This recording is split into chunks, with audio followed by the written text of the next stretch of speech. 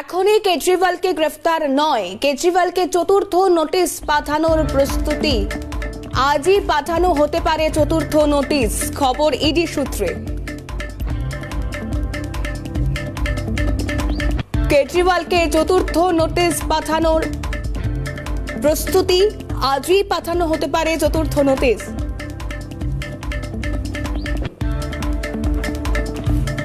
এমনটাই খবর ইডি সূত্রে। কেজরিওয়ালকে চতুর্থ নোটিশ পাঠানোর প্রস্তুতি, এ নিয়ে আরো বিস্তারিত জানবার চেষ্টা করব।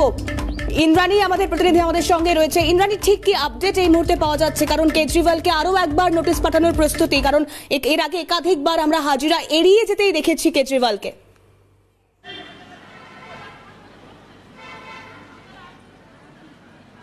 একদমই দেখো, দিল্লির মুখ্যমন্ত্রী তথা আপ সুপ্রিমো অরবিন্দ কেজরিওয়ালকে চতুর্থবার নোটিশ পাঠানোর জন্য প্রস্তুতি শুরু করেছে ইডি।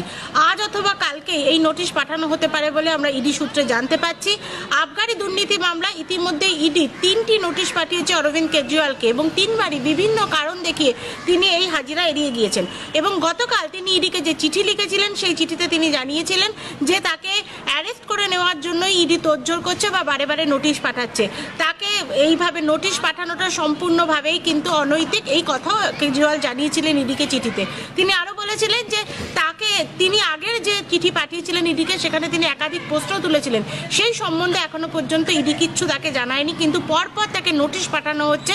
তিনি মনে করছেন যে তার বিরুদ্ধে একটা ঘোরতর চক্রান্ত করা হচ্ছে এবং তাকে অ্যারেস্ট করে নেওয়ার একটা ষড়যন্ত্র চলছে।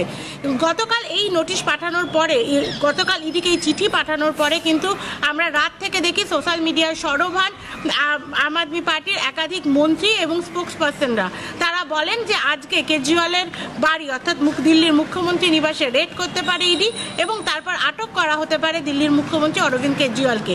এবং তারপরে কিন্তু আজ সকাল থেকে আমরা এই বিষয়টা নিয়ে, এই বিষয়ের দিকে নজর ছিল, কিন্তু যত সময় এগিয়েছে ইডি সূত্রে আমরা জানতে পারি